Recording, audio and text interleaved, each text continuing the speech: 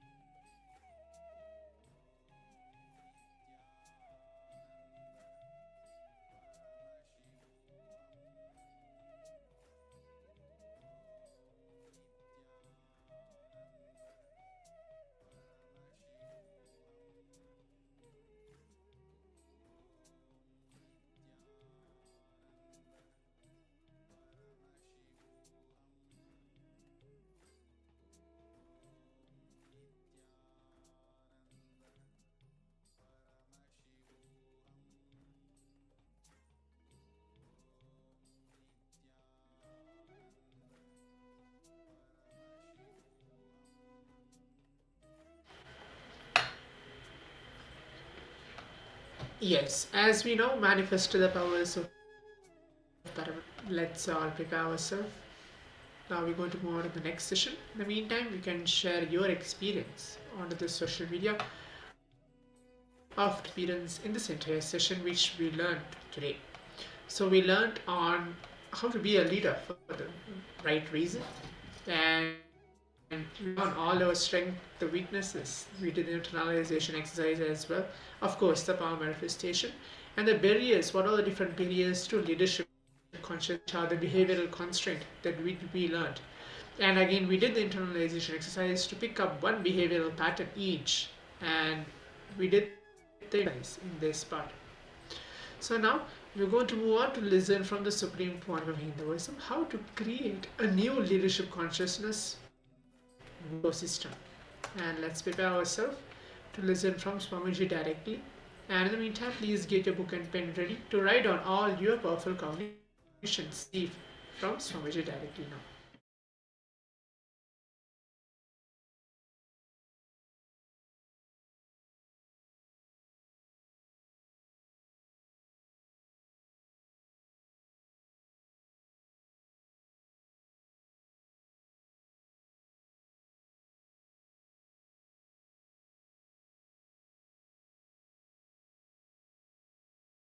Subject for today's webinar: can leaders be created or they born?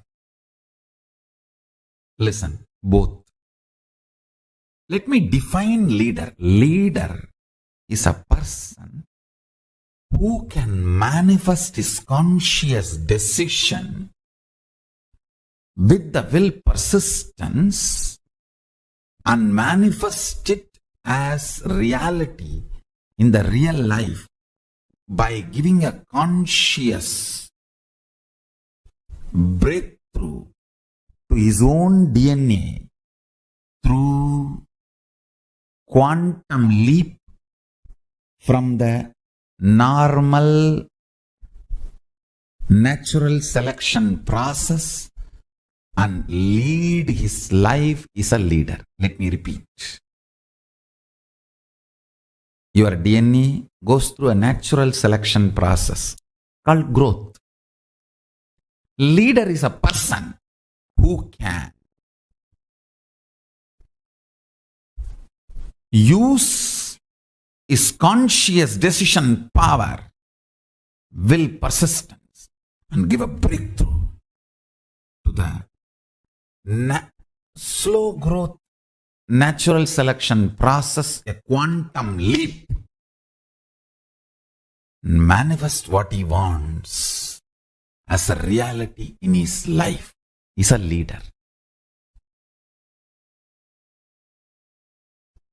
If your conscious decision, will persistence decides you are a leader, you want to be a leader, you are going to manifest. What do you want?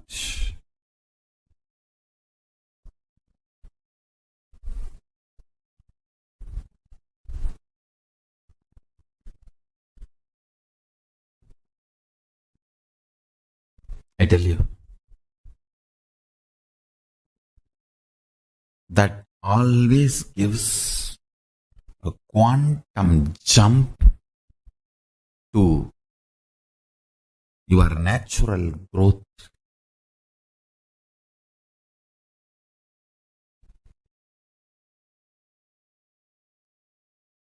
Natural selection process. I really want all of you to understand. I really want all of you to understand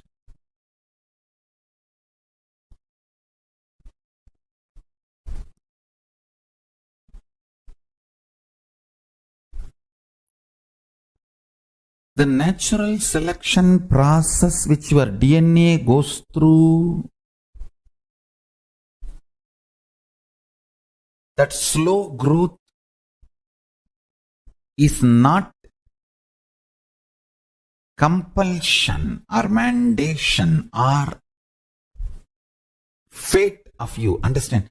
Till you use the conscious decision power, it can be fit.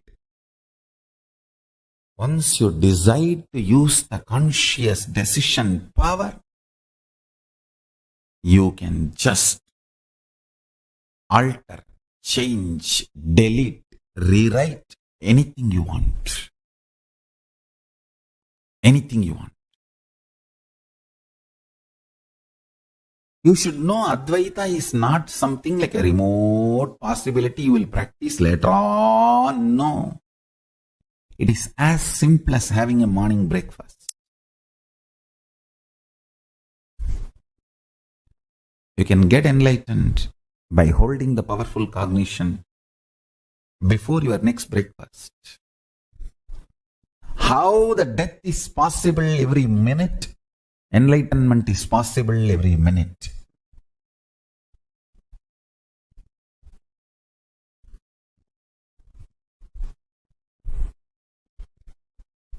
Enlightenment is the purpose of life, and listen carefully. He is such a good person, good being. Real non-violence comes by powerful cognition. I want all of you to hold on to that powerful cognition. You are Paramashiva. Even with you, behave as Paramashiva. Even when you are alone in your bedroom, talk to you as Paramashiva. Behave with yourself as Paramashiva. Demand yourself to be Paramashiva. You will be so integrated to His principles, His vibration. Cosmos will feel so good about you. You will feel so good about Cosmos. That is what I call leadership quality. Feeling so good about you and the world and life and everything is leadership. You will feel Brahmanyam Bhagavutratam. I am the favorite chosen one of the cosmos. Brahmanyam Bhagavutratam. I am the favorite chosen one of the cosmos. I tell you.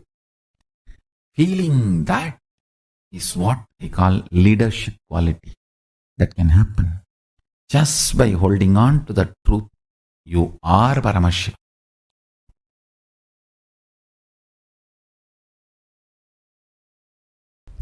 Strength of your breathing is your life.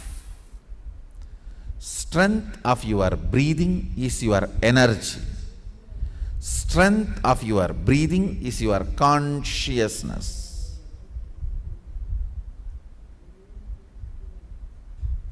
Strength of your breathing is your attention span.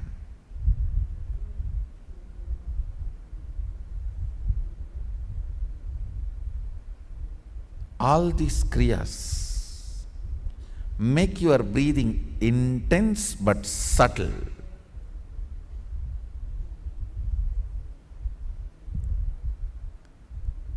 When your breathing is made intense but subtle,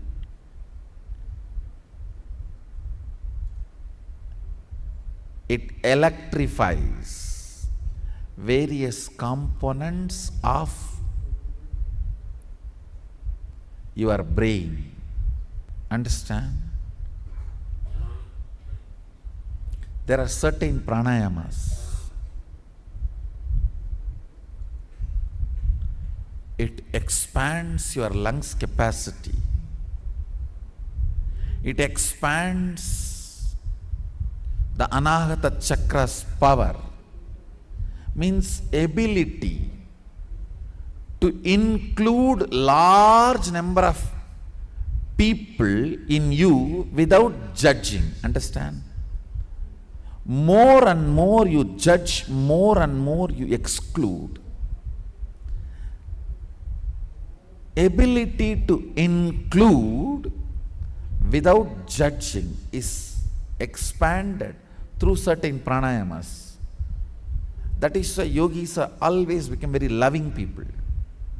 but bondhus, buddhus. There is a next level where you form judgments but you include them. When certain components of your brain is awakened, it's not that you don't form judgments. You form judgments, but you don't include them. You don't exclude them, you include them. Having proper judgments and including them without excluding them is leadership consciousness.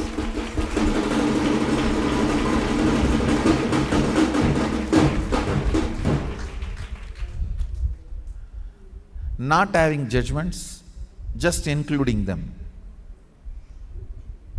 you become such fool. Foolishness is not Bolenatha, understand.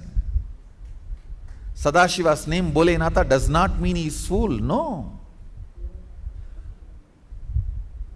He is in such space, never excludes anybody, but he has a right judgment about everybody.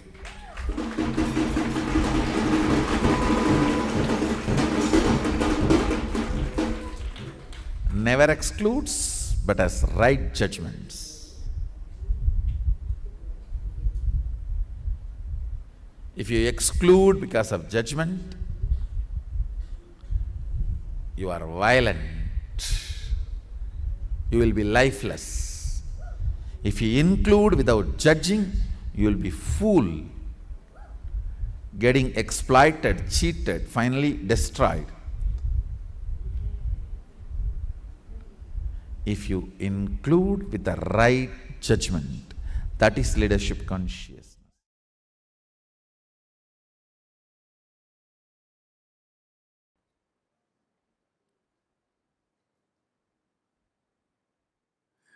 Understand, if you have the attitude of why me, even if you are world's richest man, you will not be in the space of completion and relaxed. Just if you develop this one understanding of Tyaga, I don't care about ups and downs.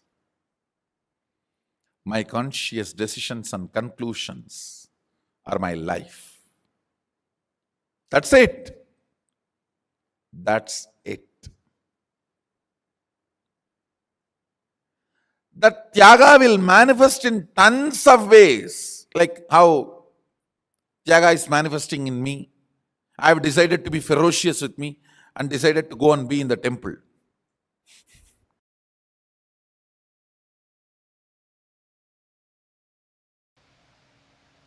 Whether it is small or big, only if you make decisions for yourself, you will be complete. And you making decision for yourself should happen from the space of you fitting into the shoes of your responsibility. You deciding to become responsible about your existence.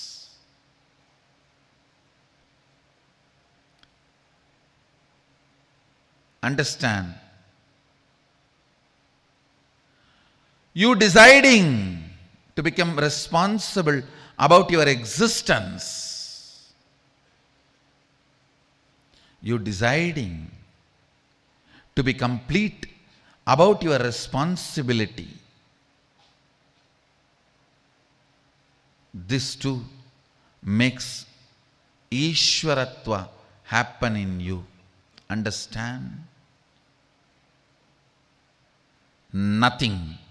There is nothing to be achieved in the life other than living Sadashiva and making the world live Sadashiva.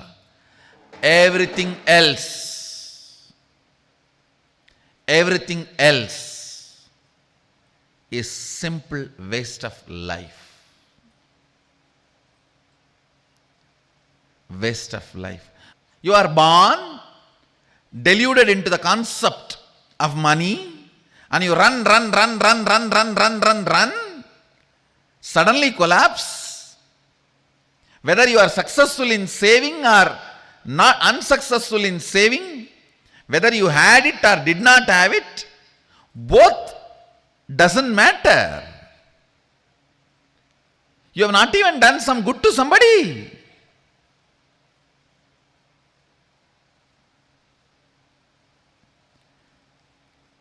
Delusion covered by delusion.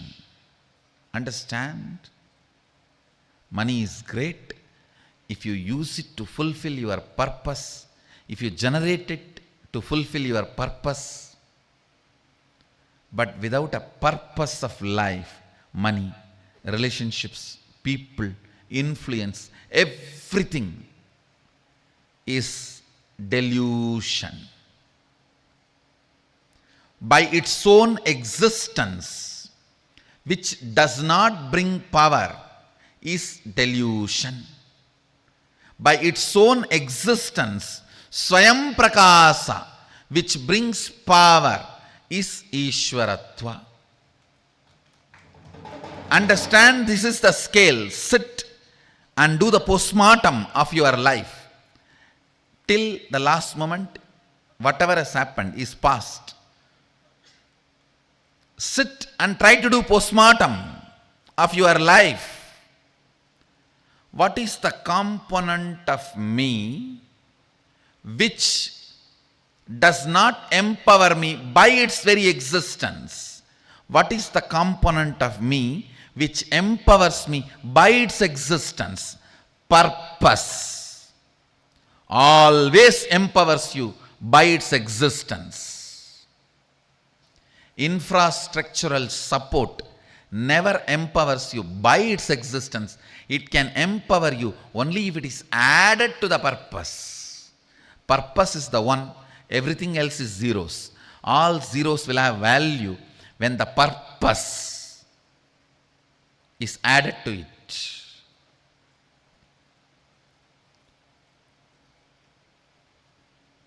Be responsible for your purpose of existence.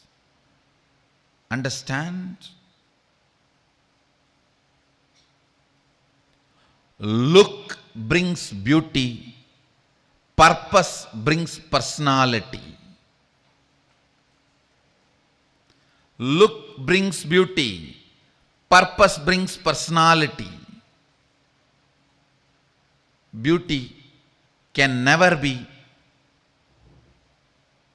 permanent component of your life.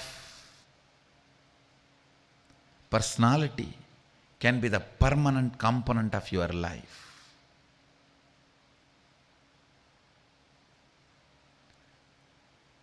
The relationships which are built because of your personality are the most stable, permanent, empowering relationships. The relationships which are built because of your look will collapse the moment look changes. Look changes every 24 hours. Forget about 24 hours. The distance changes look. From distant looks, just the reduction in the distance takes away the look. So all look-based relationships, look-based decisions will bring powerlessness and instability into your existence. That is choice. Listen. All these words understand. Choices, multiple choices, look-based decisions, unstable relationships. All these words, somehow it will be connected. Infrastructure without purpose, influence without purpose, money without reason, all these can go on stealing your life because it is delusion. It will show as if you have something, but you don't have.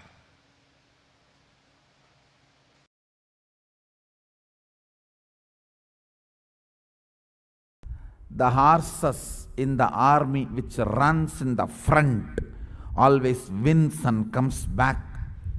Which are in the behind and gets pulled, dies before even going to the war field.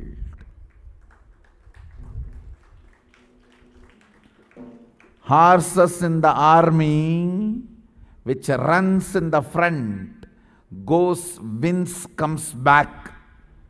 The horses which are behind gets dragged and pulled, does not want to come, dies before even going to the war field. Are you going to be the horses in the front or in the behind getting dragged, pulled? I tell you, life is Kurukshetra.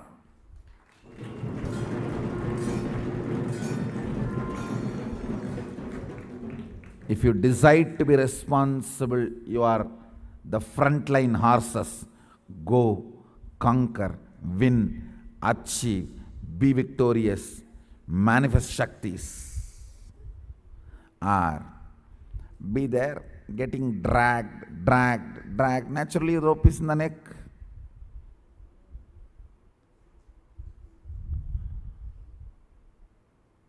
Pulled, dragged.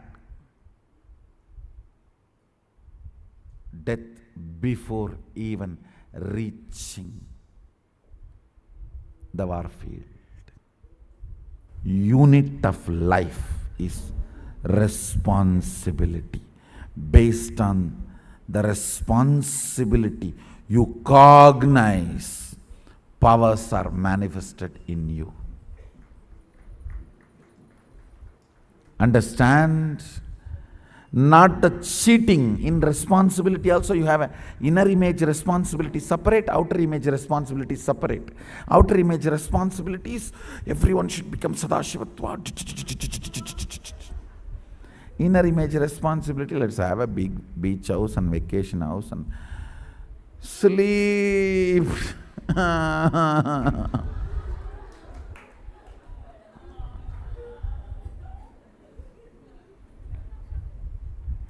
Taking rest is a preventive method to stop being affected by the disease of chronic fatigue. So before the tiredness disease attacks me, let me take preventive measurement of taking rest.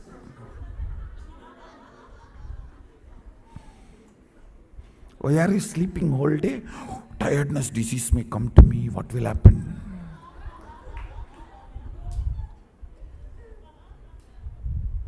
Let me take rest and stop tiredness coming to me.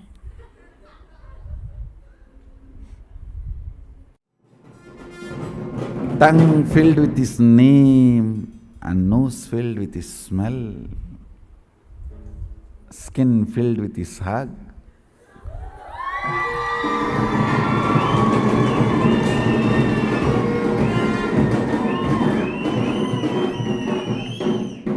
Emotions filled with emotions.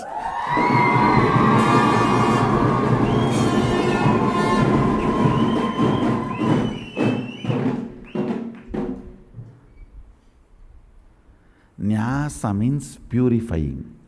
That is why Anganyasa, Karanyasa. Sannyasa means purifying everything. Sarvanyasa is sannyasa.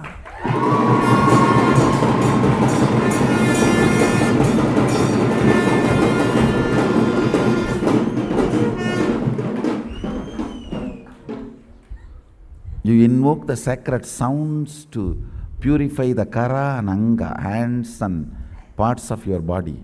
You need to invoke the divine itself to purify everything.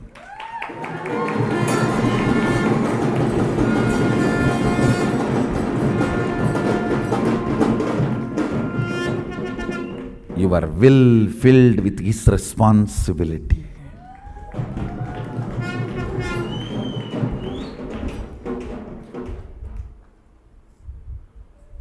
Third eye filled with His vision.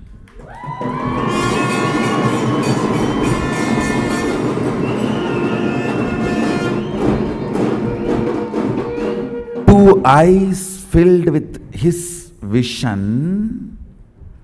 Third eye filled with his vision.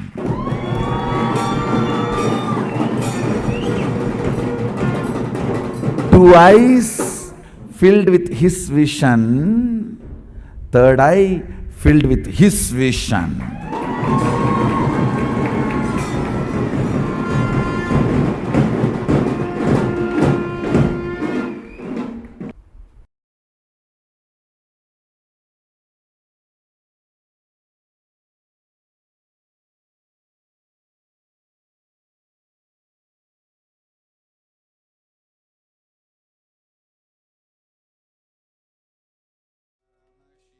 Nithyananda.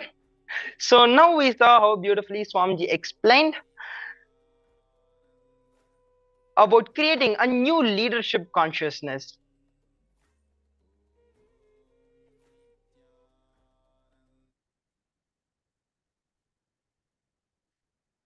Yes. So creating a new leadership consciousness with the right understanding and being aware, you can be established in a new leadership consciousness. Who can form opinions about people and evolve their opinions, and when people evolve is a leader. That is the leadership quality. Forming opinions is middle class man's quality. Evolving your opinion when people evolve is the leader's quality. Only a strong man can evolve his opinion without discomfort. A middle class man can never change his opinion. Only a strong man can say, you see, it is based on the principle I formed this opinion. Now you have evolved in your principles, so now I am evolving my opinion. That's all. That's how a leader thinks. Keeping the principles and personal relationships separate, that happens only for leaders. You need a strong personality to do the job of a leader. Be blissful, and everything around you will happen in the best way, auspiciously, and beyond your expectations also. What's the root pattern? Root pattern means the deep identity which you create about you and others. Please understand, don't think you carry only the identity about you. You carry the identity of the whole world inside you. And look at the world only through the identity which you have created about this world. That's what I call the root pattern. The identity through which you see you, yourself, and the world. Through these root patterns, if you see the world is called the agamya, means the default future. Through impossibilities means not possible, you continue to see the world. Continuously seeing the world through the concept of impossibility, continuously seeing the world through the root patterns is your default future. In Sanskrit, we call it agamya. The root pattern which you are carrying about you. With that, if you continue to live, you will have the default future, which is called the agamya karma. That will always be a destructive. It will be really very, very destructive.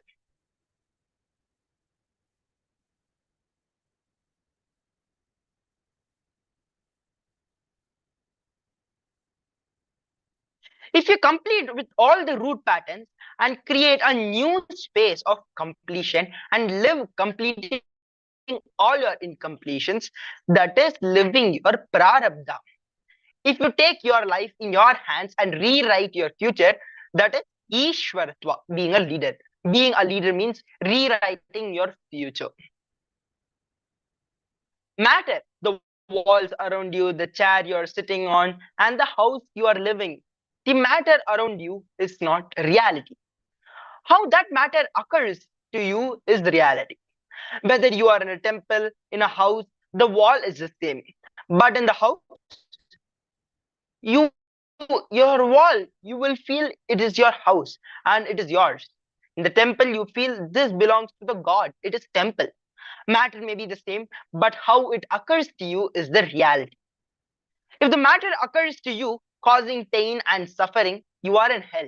If the matter occurs to you causing joy, compassion, fulfillment, you are in heaven. The good news here is that whatever way the matter occurs to you, you can transform. You can transform it. You can be transformed. Please listen. A man who stops with this idea, with the idea of impossibility, continues to be in the lower worlds, in the lower level of existence. A man who goes on making impossibilities into possibilities achieves the Ishwaratva, the leadership consciousness.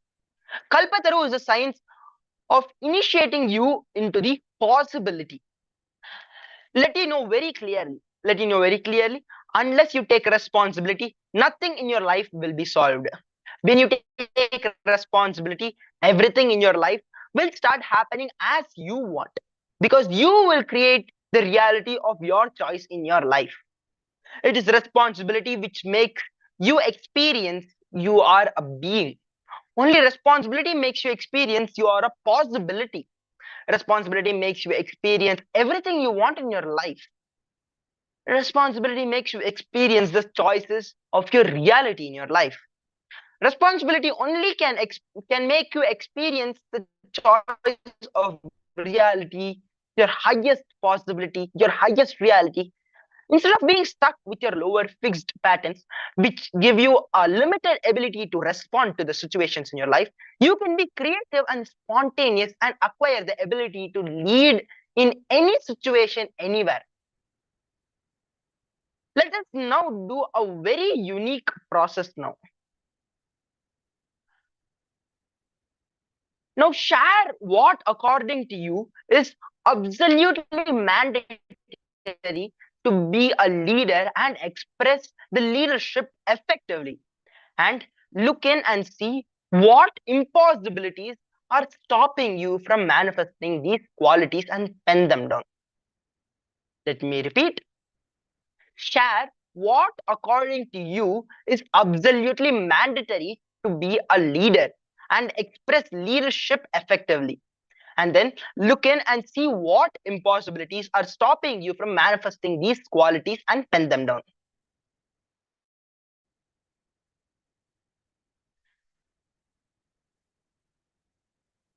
Yes, we can start this process.